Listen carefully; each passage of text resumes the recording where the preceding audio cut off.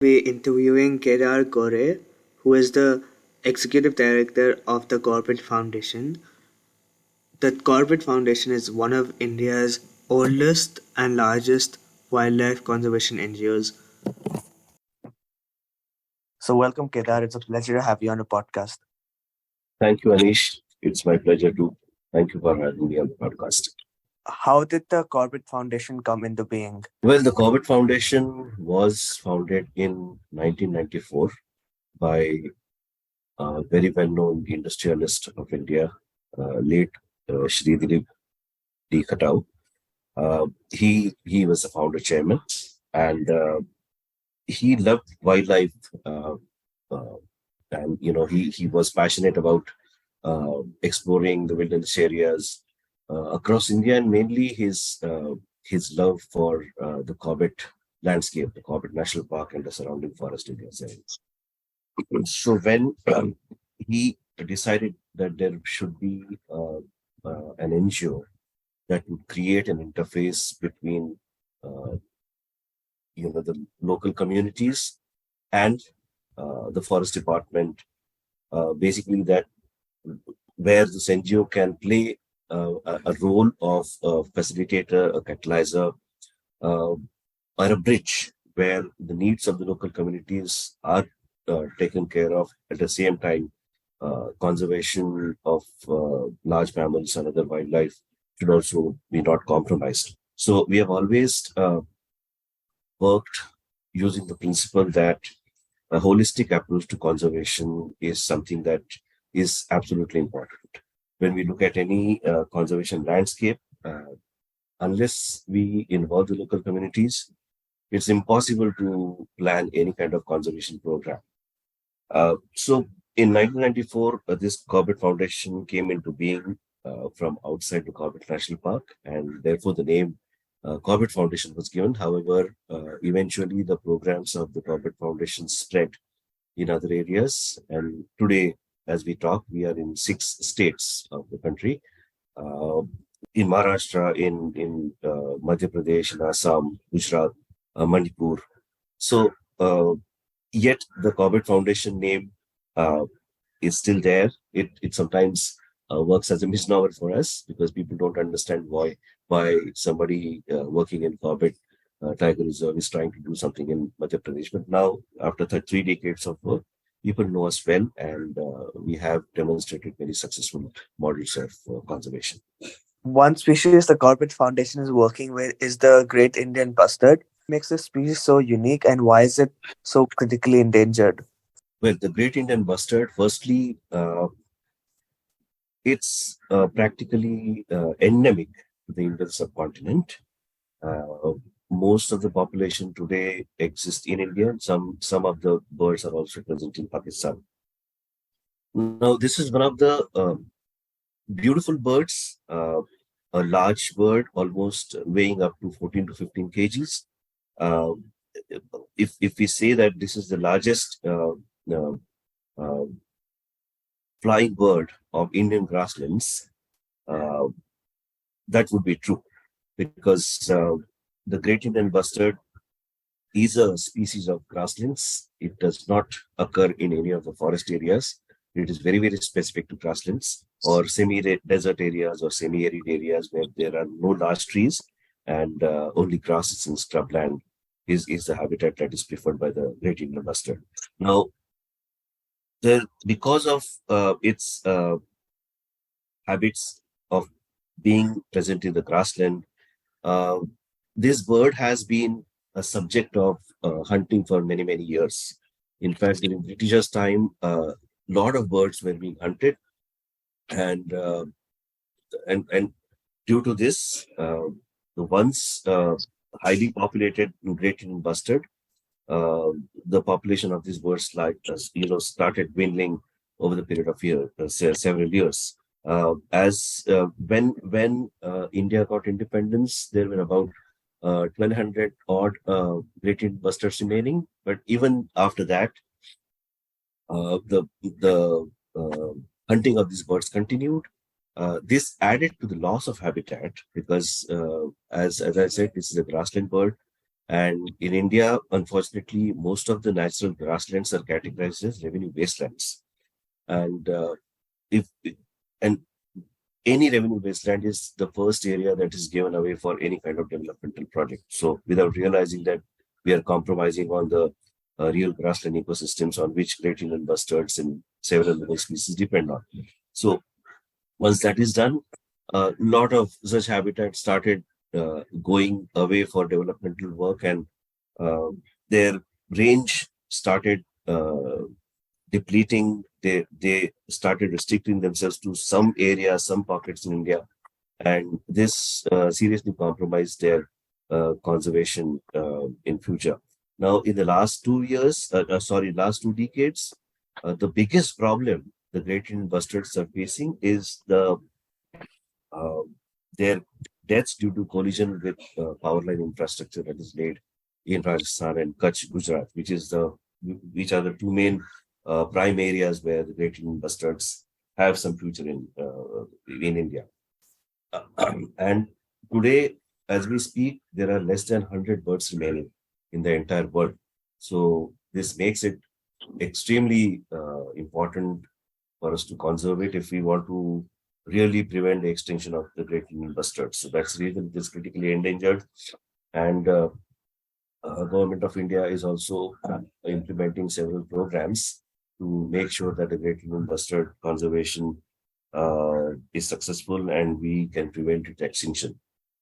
And that's the reason even Corbett Foundation has chosen to work with this species in Kutch, Gujarat. So, what is the Corbett Foundation doing to conserve the Great Indian Bustard? So, Anish, as I said, the biggest threat today for the great Indian bustards is the deaths due to power line collision, and that has been recognized by not only by us but even institutes like Wildlife Institute and many other organizations that are working in the country. So, right from grassroots level conservation to policy level interventions, we have attempted several conservation actions that we believe would lead to prevention of the extinction of the great Indian bustard.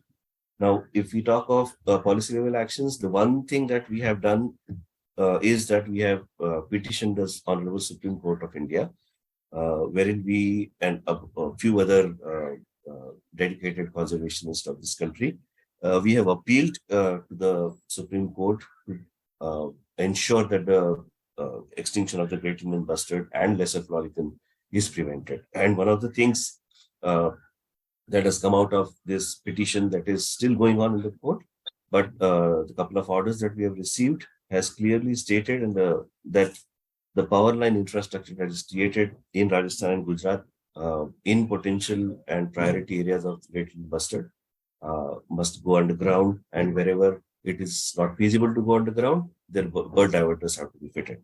So we are hoping that this is followed in letter and spirit by the companies that are implementing these projects, so that we together as a country ensure that these critically endangered birds do not disappear from the earth. In addition to this, we are working with the local communities in Kutch, where we are practicing coexistence, which has been our motto, I would say, the vision and mission of the Corbett Foundation, the coexistence of human and wildlife, wherein we have demonstrated some projects where we are working with the local communities by restoring their common grazing lands, by removing invasive species and promoting local grasses, which has shown some very great results. So it has not only been helpful to the local birds that are there, but it is also helpful to the livestock that is being reared by these villages. So it's a win-win situation. We have demonstrated that this project works and it can be replicated and scaled up. In the Kutch region, the Corbett Foundation is also working to tackle the problem of feral dogs. Why are feral dogs such a menace for wildlife, and what is TCF doing to tackle this issue? Feral dogs is a very, very critical issue. And well, we should call them free-ranging dogs, actually, not feral dogs. These, and not only in Kutch, but everywhere in wilderness landscapes across India, there have been several records documented where these free-ranging dogs uh, have been a huge threat to the local wildlife, whether it is a great Indian bustard or the foxes there, or any ground-dwelling bird, even large mammals such as spotted deer, sambar, nilgai. There have been several instances where free-ranging dogs have formed packs and they have started attacking these animals. And so this wasn't a threat maybe 20, 30 years ago. However, with the increase in dog population, uh, this is a very serious issue which we all need to look at. Now, when we did this in Kutch, we wanted to demonstrate that again, free-ranging dogs is a problem, and since there is a Supreme Court order that prohibits any kind of culling of stray dogs, we said that okay, we must sterilize the dogs so that at least for in future the population of these stray dogs, free-ranging dogs, do not increase. So this is a problem, and that's the reason we did a small project in Kutch for a couple of years. However, we could not sustain it because it requires a lot of funds, and we were running short of funds for that. So another project the Corbett Foundation is working with is the Satpuda Tiger Landscape program. So could you elaborate a bit about this program? So Satpura Landscape Tiger Partnership is, in short form, is SLTP. It's a very unique uh, collaboration and partnership that has been going on in the Central Indian landscape for last 2 decades. The Born Free Foundation of UK is the main funding body who started this program, and who slowly brought in the local and I would say the regional NGOs that are working in the landscape. So as we talk today, there are about 8 partners that are working together across the landscape, which is in Maharashtra as well as in Madhya Pradesh, and excellent body of work has happened in so many areas, and it's wonderful to be together in this partnership along with many other NGOs that are doing exceptionally good work as far as tiger conservation is concerned. Again, uh, as we talk of tiger conservation or any kind of conservation, most of the work today is always to be done at a grassroots level and involving the local community. So if you look at mainly the programs that are implemented as a part of the SLTP, local community is always at the center, and any program that is done is involving the local community, making sure that their life is less dependent on the forest resources, so that we are able to control the human wildlife negative interactions, because that is the key of any kind of conservation. If there are people venturing into the forest, and if they are being attacked or killed by wild animals, or if people are harming the wild animals because the animals are coming to eat their farms, or venturing close to their homes, it is always creating a situation which can turn to be very, very hostile in the long run, and therefore addressing human wildlife negative interactions is one of the key elements that SLTP is working on. In addition to that, there are policy level interventions that many other NGOs are also doing as a part of the SLTP, and we are proud to be a part of this for the last 10 years. So you mentioned engaging local communities. So the Corbett Foundation is also working on an alternative livelihood project. So could you talk a bit about this project? So it's not one project that we have been working on, because alternative livelihood is a program that uh, is a part of many of our projects, because uh, See, the thing is, if we have to look at local community needs, we have to take a very holistic approach. Now, uh, if if there are people living legitimately living in our PAs and buffer areas of our PAs, they will have some dependency on the forest. Their youngsters would be going in the school and then the college, and then they also have aspirations to work to support their families. And what we realize is because they are living in forest areas, the opportunities that they get are quite limited. So our efforts are to always try and create as many sustainable livelihood or options for them, so that they we don't again create a situation where the local youth are uh, have to go to the urban areas to earn their livelihood. No, what we are trying is they can be in their homes, near their homes, and yet earn a very respectable livelihood and support their families. So, and that in the long run will definitely uh, support conservation efforts, because unless youth, the enormous energy that the youth has, if it is not channelized in a proper way, then we can end up in a very, very critical situation. So we are quite aware of this fact, and therefore we are working with the local youth members, local women SGs, and anything that we think that can earn a respectable livelihood for the local communities. We make sure that those opportunities are, the opportunities reach to this to the local community. Then, if we can facilitate by way of providing trainings or by providing financial resources to get this done, we are taking our efforts to do that. So the Corbett Foundation has also worked on an extensive Amur falcon campaign. So could you just talk about this project and the history of Amur falcon hunting and conservation in the northeast regions of India? So Amur falcon is a migratory bird, and it passes over India as a passage migrant. Uh, so there are certain areas in the northeast, for example, Nagaland and Tamenglong, where large congregation of Amur falcons, Amur falcon takes place in the month of October, November.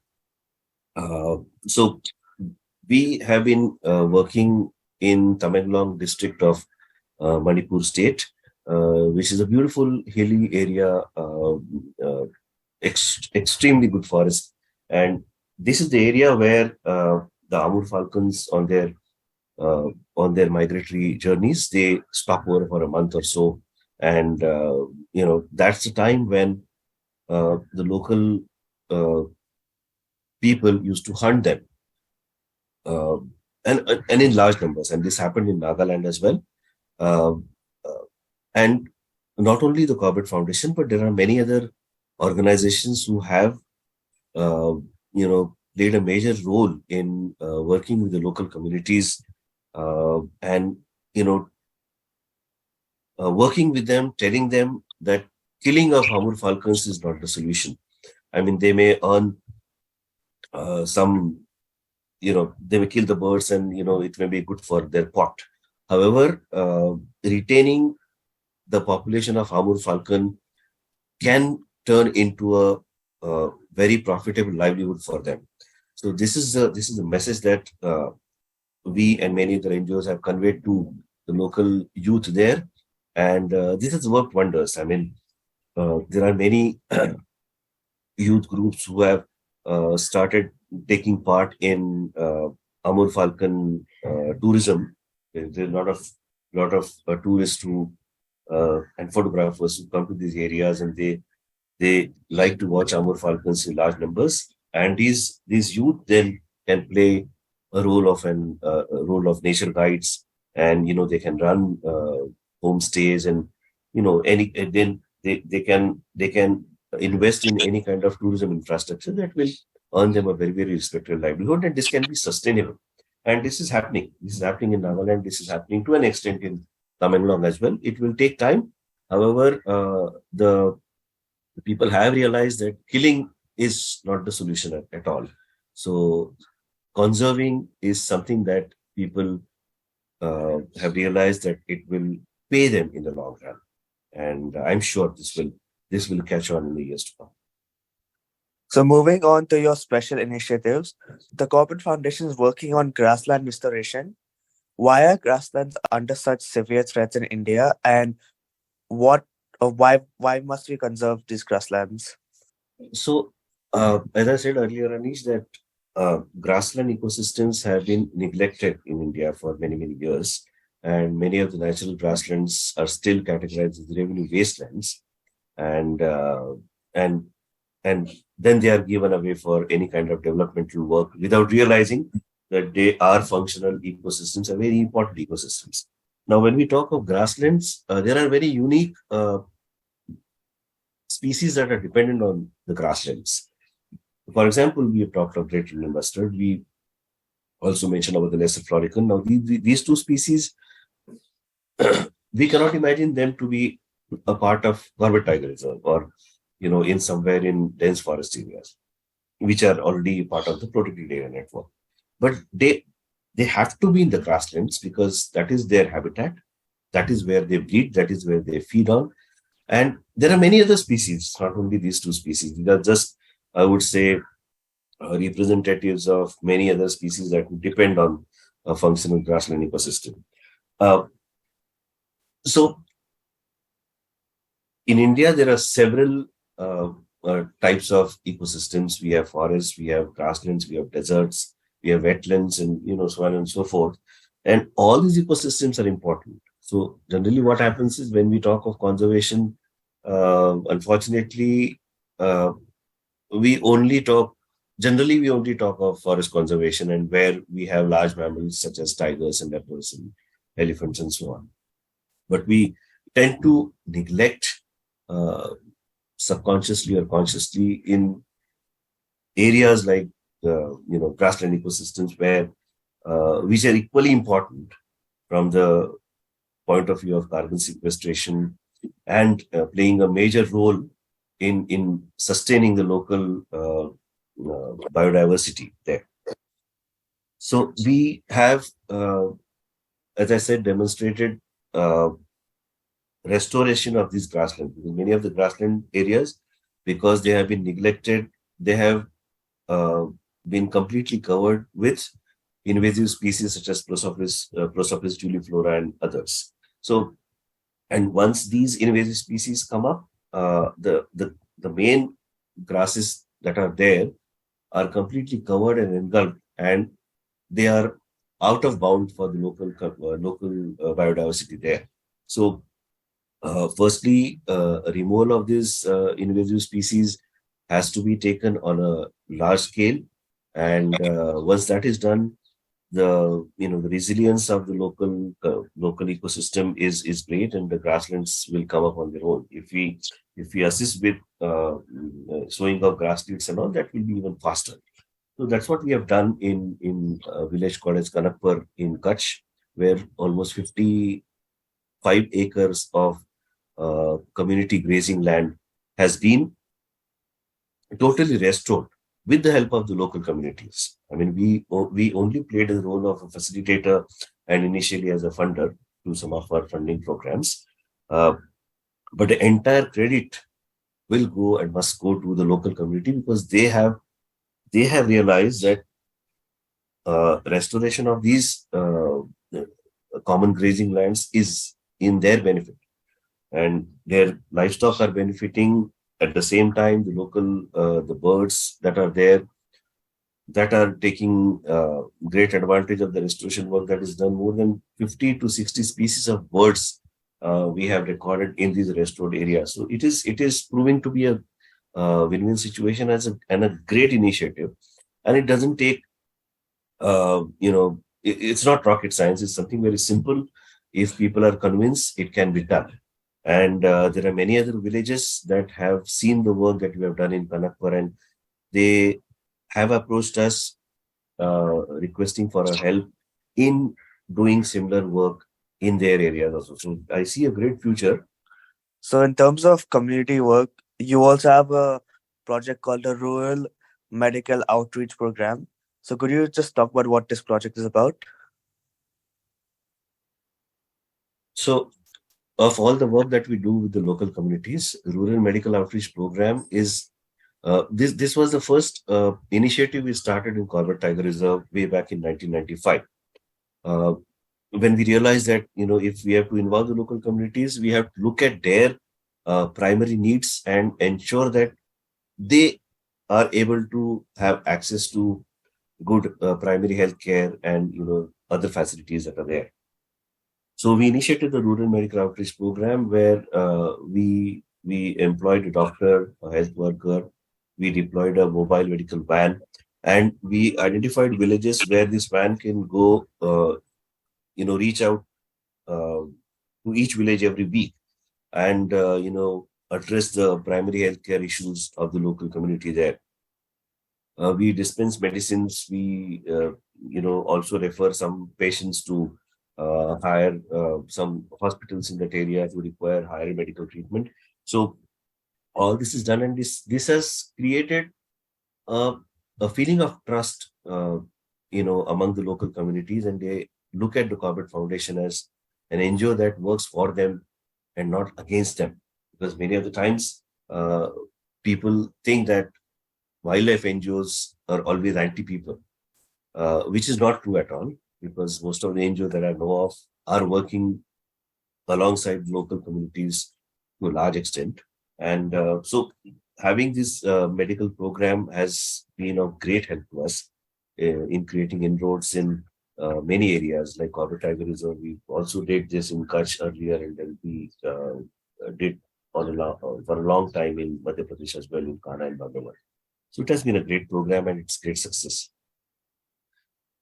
So, what are some other research and conservation projects which the Corbett Foundation is involved with? So there are many research projects that we have done so far. However, one thing that I would certainly like to mention here is the deploying of satellite tags in some of the birds in Gujarat that we did with the Gujarat Forest Department. I think that is a very good program, and we're really proud of this partnership with the Gujarat Forest Department. Almost 12 lesser floricans and lot of vultures, a lot of cranes, birds of prey have been tagged. So more than 40 individuals of different species have been tagged, and we have also published papers on the basis of the analysis that was done on where they have gone and how they have visited. So their migratory routes and everything. It has greatly added to the information that sometimes is lacking in when we talk of conservation, planning of conservation programs. For example, one of the lesser florican females that we had tagged under this project, we found it had died on its return journey from Telangana to Velavadar National Park. It died somewhere in Maharashtra, in between Gadchiroli and Chandrapur. So that's the first documented death of a lesser florican that died due to collision with the power lines. So such kind of research always helps in better understanding how these critically endangered species live, what are the threats throughout their migratory paths, because we may conserve their breeding areas. However, when it goes to other areas, traveling hundreds of kilometers, it takes several stops. So we don't know where exactly it stops, and what are the kind of habitat that it prefers, what it eats, and what are the kind of challenges that it faces throughout its migratory journey. So having a long-term data on something like this will definitely be of help in planning conservation initiatives of these birds and many other species there. So, what are some of the most prominent challenges you face at the Corbett Foundation? The biggest issue, Anish, not only us, but I'm sure many other NGOs would face, is shortage of funding resources. Now, when we look at conservation interventions, uh, it must be understood that the conservation interventions need long-term support. Now, supporting something for a short duration of 1 year, 2 years sometimes may not help. Unless you have a long-term commitment, it doesn't really help and doesn't really uh, get the kind of desired results that we always aim for.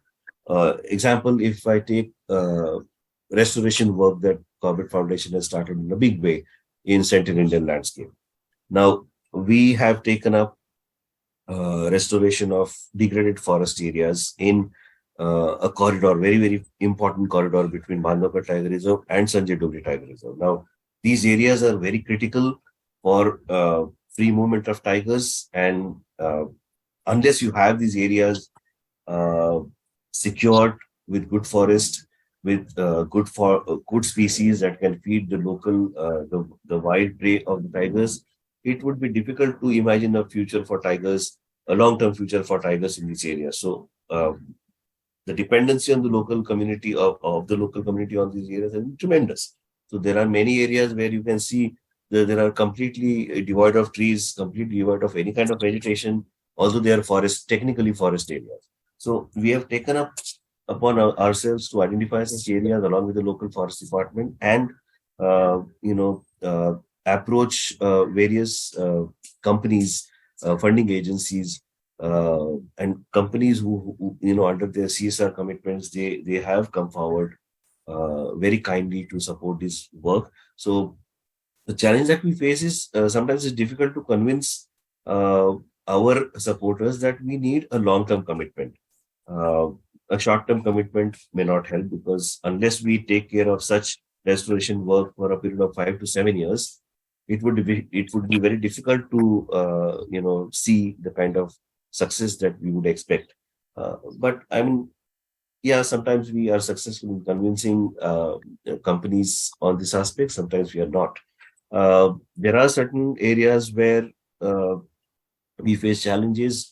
Uh, Companies would expect that if we are investing in certain conservation, say tiger conservation or any species conservation, what would be the increase in the number of individuals of the species in the next 2 years? Now, this is something that no conservation NGO can really promise and say with conviction that okay, because you have done this in the next 2 years, this is what will happen, unless you have a captive breeding program. So there are certain things that we have to understand, that conservation doesn't work, in a way that uh, the corporate sector would like it to work.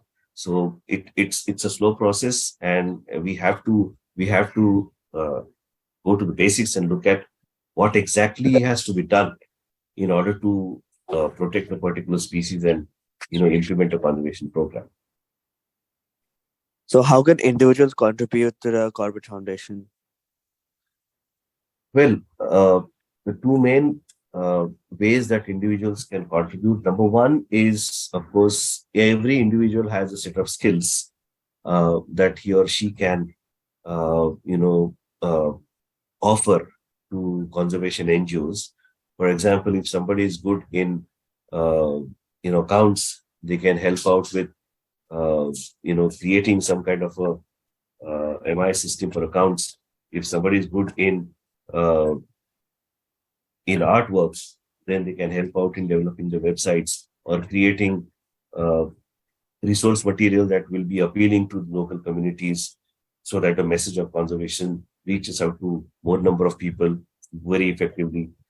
There can be n number of such skills. So if somebody can offer their time for a period of 8 days or 10 days and 15 days in a year, that would be really helpful. I mean, without expecting that you would get an opportunity to go for safaris and go for photography expeditions and all, because conservation is something very different from going on wildlife safaris. And many times the request that I get, that okay, I want to be a part of this, volunteer my time, but then at the end of it, there is always an expectation that, okay, we can go out on photography trips and all, which is not always possible. So if somebody wants to genuinely help, there are ways that organizations can work out mutually agreeable programs that the person who involves himself or herself will also gain satisfaction of being a part of the conservation work. At the same time, the organization that involves them also gets the work done that they have involved that person for. The other thing that a person individual can do is, if possible, whatever little financial help you can provide, or you can facilitate through your contacts, that would be a great help. Even a small amount can make a huge difference. It doesn't have to be in lakhs and crores. Even a few thousand rupees dedicated for a particular cause can be very, very effective. So that's If all. you enjoyed this episode of the That Think was the final Wildlife question for podcast, this interview. please Thank you do so much for your time. subscribe and share with your Thank you, friends. Anish. It was a pleasure talking to you. All the best.